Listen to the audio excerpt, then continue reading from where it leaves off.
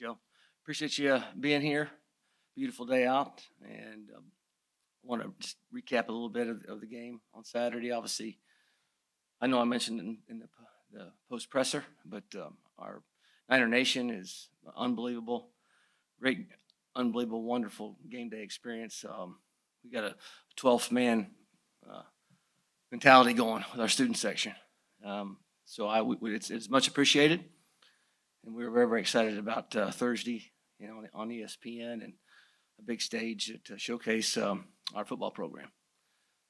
The game, obviously, nothing's really changed from my comments post game, but a very exciting game to watch. And we made obviously strides offensively, but as I've said before, the school board's not going to dictate what we think of them. We always tell them the truth and hold them accountable. And I was just very honest with them on Sunday after getting a chance to watch the film that I've never won a game where we had 3 turnovers and didn't get any, and 11 penalties. Never in my coaching career. And we're going to have to get that corrected. The difference in the game was we overcame those penalties, and we were not able to overcome those penalties in the first game and the second game, and those ended in 3 and outs and punts, and we overcame, I think, 3 second and 20s and several first and 15s, I think. And so obviously that's great for the offense, but we're not going to make a living doing that. And so I'm concerned because we've got to show progress in that area, plain and simple. And so again, my message to the team is again, point out the positives, which we did, correct the mistakes. Some of the physical things that happen, those are harder to correct because you got it might involve just body mass and weights, and the guy's bigger or stronger or whatever. But we got to fix some of those mental things because those got to get fixed right now. All right, so that's kind of my recap on the game. I'm sure I'll have a question or two regarding that. Looking to Thursday night, which is, and today's like Thursday in my mind, so tomorrow's like Friday. So in 2 days, I think, right? We tee it up against the first conference game in the American against a Rice football team that runs a little bit of a unique style of offense. And we have prepped a little bit in the summer, looking at film, a little bit in August, preparing for this short week. It's very taxing. I'll just tell you the truth. We are a morning practice team, and so we've been under the gun a little bit. I mean, the coaches sleeping at the office, trying to making sure we're ready to go. They're a little cranky out there today. I felt sorry for some of the players, but we pushed through it, and we had a spirited practice today. So we'll taper down a little bit tomorrow for this matchup, but it should be a heck of a ball game. We'll have to play our best game. And I'm excited for our fans to see it and get in front of them one more time. With that, I'll open up for questions. Coach, one of the positives from Saturday night's game was the running game getting going. Talk about Rod Gainey, kind of what he brought in his first game with over 20 carries. Yeah, 20 he snaps. played his best game, up to date, much needed.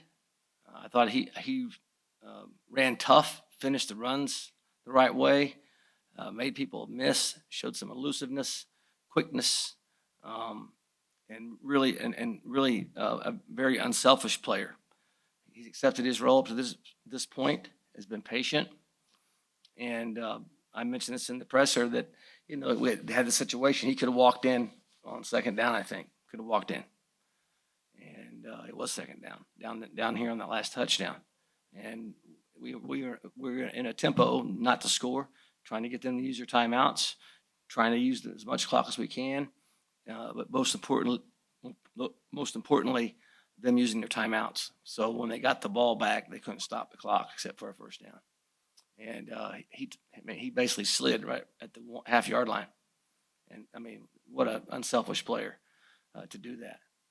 I think he had family in town, and he put team before me. I'm so proud of him on that. But we're very pleased with where his production. and we're looking forward to hopefully getting some holes and get him loose Thursday.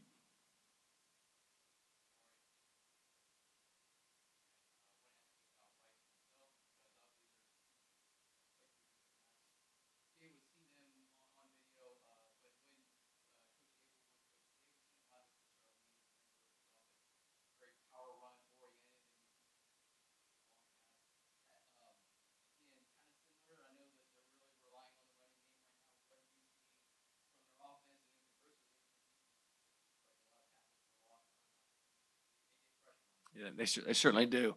I'll start with our offense. Obviously, everything goes through the quarterback. I mean, he's a very good athlete and shows a tremendous amount of toughness as a quarterback. They are run heavy, and so we are certainly concerned about the play action pass as I've been in that environment before, my time in Nebraska. So I get it. We're gonna have to have our keys, but it's keys, but it's going to be discipline. We're going to have disciplined eyes. We're going to have to be assignment oriented and be disciplined and not get frustrated and not do our own thing. In a tight game, we're going to play well for it to be a tight game. But we had a couple things in it late in that ball game Saturday. Just how we line up on extra point. We had a couple guys in that unit. Oh, I'm going to block this, and we're going to have 1 point lead, and that's not what we do. That's you can't have that mentality. Hey, what's your job? And you do your job. You don't got to do more than your job. And so back to your point on their offense, we're going to have to remain disciplined. When it's game on the line, heat of the moment, you're going to have to keep your discipline about yourself on it. And then to their defense, big concern. They're bigger than we are. They look very strong in there. It's a concern. They move pretty good, but they're able to, on a pass rush, just walk guys back. I mean, they just straight run and bull rush you because they're strong. And so we're going to be challenged when we're matched up. We'll have to. I'm sure Connor will have to do some things with his legs to extend some plays. Because they do get up the field and penetrate, but they're very, very strong. It's going to be a battle of wills in the offensive and defensive line. That's been my message to our guys. It's going to be a physical ball game. So our guys will be up to the challenge. But it should be a great one for our fans. Coach, when it comes to Connor, he came in here Saturday, and I asked him, just about the leap that he took from the Carolina game to the Monmouth game, and his response was really brief. He's like, look, that's fine, but we had 3 turnovers there in the first half, and he was already looking to correct that. Can you talk about him from a leadership standpoint and what that does for you as a head coach to have confidence in him that even after a 5-touchdown performance, he's already looking to improve? Didn't surprise me at all. He's got some great traits that you love as a quarterback, and I think Grayson and Zach do as well. But on Connor, obviously it was a tough halftime. It just threw the pick, and I think he completed every pass. The stats say 10 for 11, but the 11th one was to them. They caught it, but he did some really good things. But for him to come out in the second half and stay the course and not get rattled, I mean that's encouraging to your coaching staff and your team, for him to come out there and have the confidence to and not waver. Certainly we didn't call different plays in the second half. We did not. We called basically some of the same things. We're just able to finish. And again, there were some special plays on 2nd and 20. We popped a couple. We popped a run with one zone to get us to a first down. Or 2nd and 3. 17-yard run. He hit a couple of passes. Our 3rd down production was really good. He hit some things. So, and then that last pass. I mean, that was a ball now. And then the one, not to recap every play, but the pass that he hit EJ on our sideline against man coverage, they blitzed boundary safety. I think.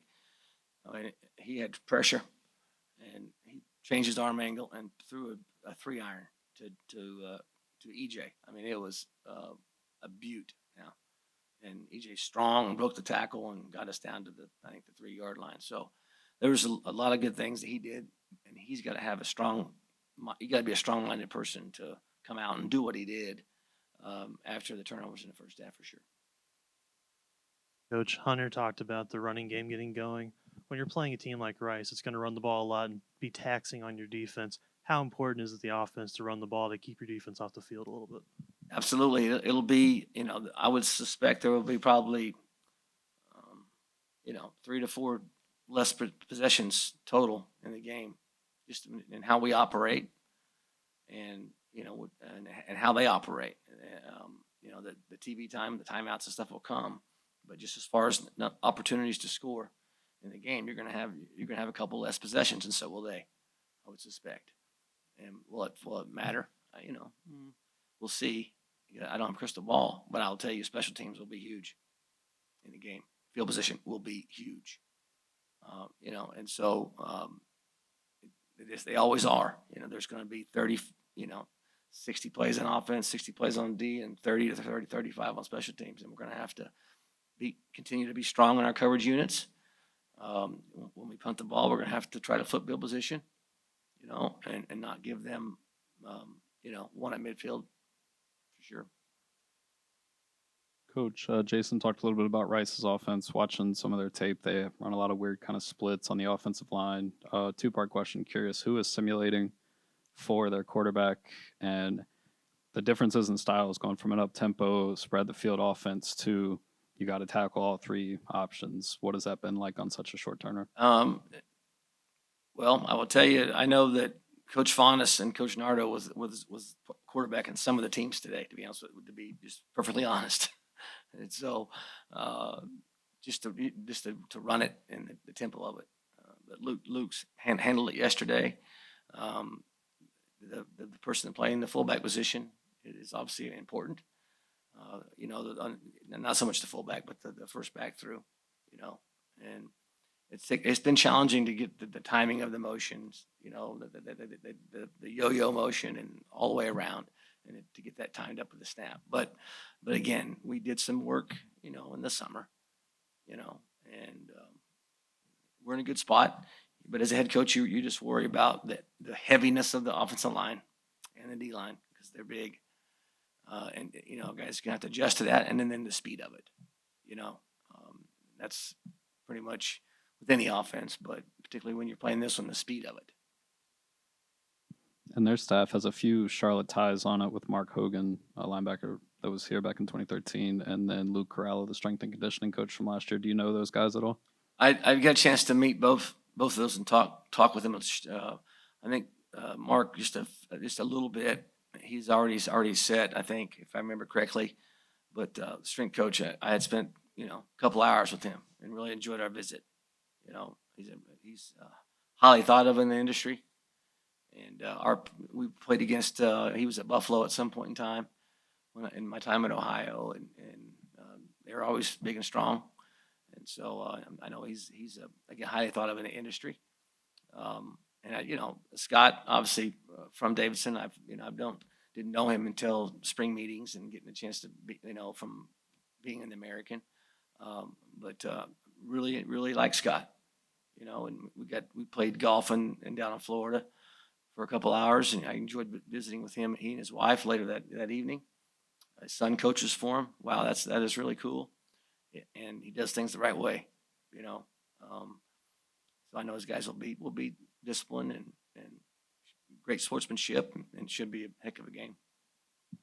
Coach, at American Media Day, you talked about, the team as a whole, but when we talked about the defensive line, you really got excited. Yeah. Talk about the pressure they were able to generate this past game against Monmouth and how you hope that continues. They had 3 sacks. I know one was from a linebacker, but just the pressure they were able to create.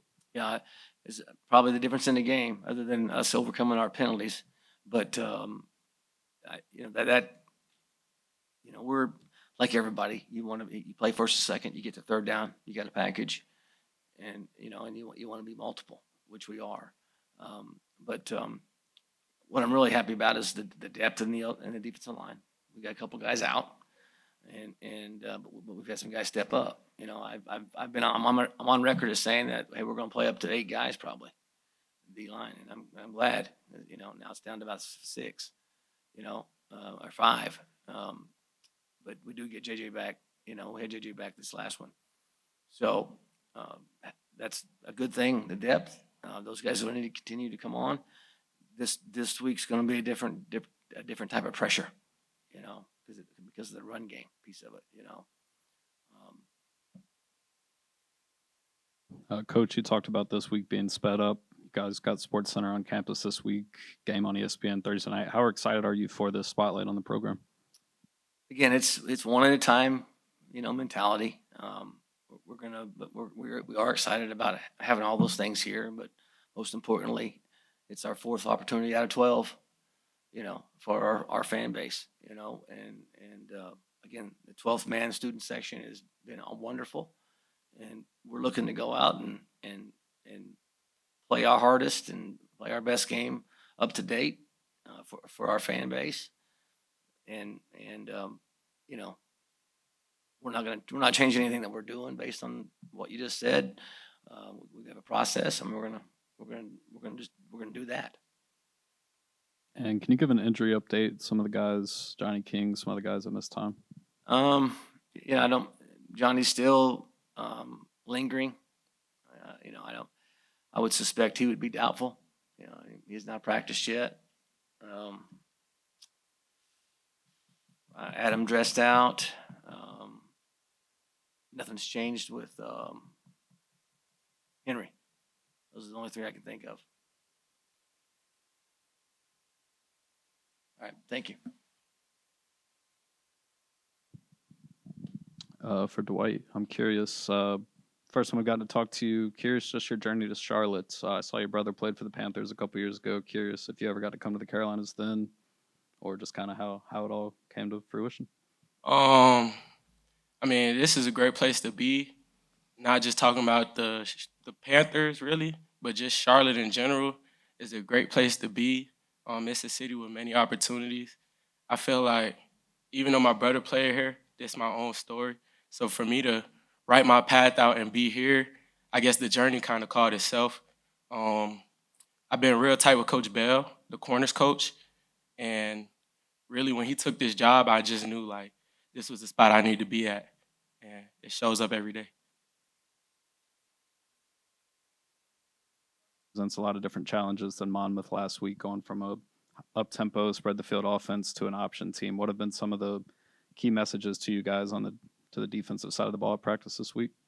This week we've been focusing on physicality. Coach Albin, he mentioned that the word of the week is physicality. It's going to be a physical game that we got to play all 4 quarters in. Nobody can tuck their tail. Everybody got to keep their head high no matter what happens, and we just got to keep fighting. So the big difference this week is just physicality all 4 quarters. For both of you, Coach Allen was just talking about Niner Nation being like a 12th man out there, especially the student section. Last 2 games have been sold out. What has it been like playing in front of that crowd the last 2 weeks? It's been awesome. It's really electric out there. Niner Nation has showed up every game so far this season. Playing in front of them has been awesome, and I was glad we were able to give them a win this past week. To add on to that, I say thank you to all of y'all for coming out, for real. It's turned. You feel the energy when we make plays. We feel the energy when we need it. I don't know if any of y'all play NCAA, but Stadium Post is definitely a real thing. It showed up on Saturday. Joey, you scored your first career touchdown Saturday. I'm curious, talk us through that play, and then did you hear from any former Charlotte teammates after the score? Yeah, as soon as I got the play call, I pretty much knew the ball was probably going to come to me. And I was just glad I caught the ball, and Connor gave me a good throw, and Tyre Brooks, amazing block on the outside. Same with E.J. Mason. He had an amazing block also for me to get in the end zone and score. And, yeah, I've heard from a couple guys, like obviously my close friends like Lakota Dupree, Colin Weber, like all those guys have reached out to me. But, yeah, it was an awesome moment. And curious for this Rice defense this week, you guys got going last week, 5 straight touchdowns in the second half. How do you keep that momentum going against this Owls defense this week? Yeah, we just want to build off that momentum, and like Boodle said and Coach Alvin said, just physicality, playing hard, grit, just playing hard all game and being the most physical team.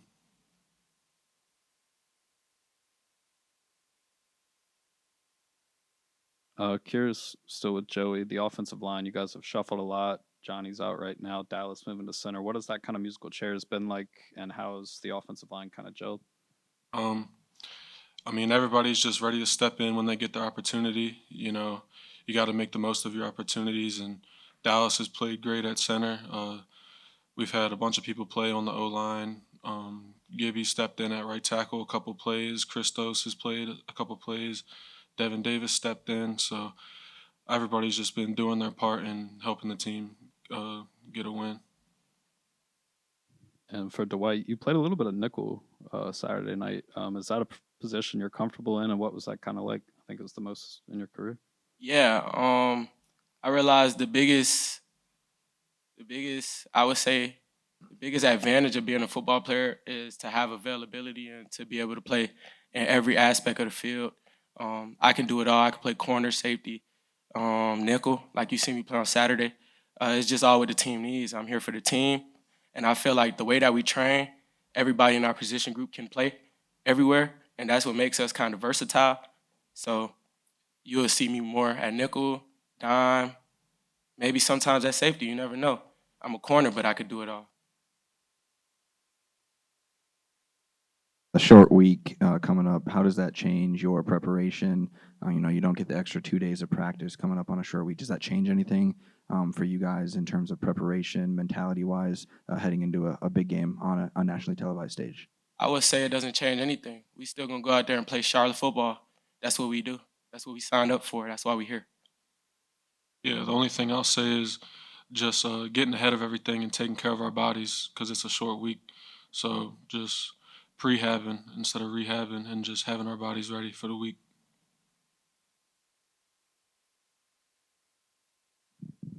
For Dwight, I asked Coach Alvin who was kind of simulating for their quarterback, and he said Nate Fanos was running some of that. These live reps, or what's going on with that? Now you know Coach Faunas he was a quarterback himself. So it's pretty funny to me. We just out there lined up playing full speed, and you see Coach Faunas out there. It's like, man, what you doing? But I mean, it's great. You know, he has experience from the position, so he knows exactly what we need to see. We out there flying around, grasping a concept, whether he's our quarterback or somebody else. We all doing our job. Everybody doing their 111, and it's gonna show up on Thursday.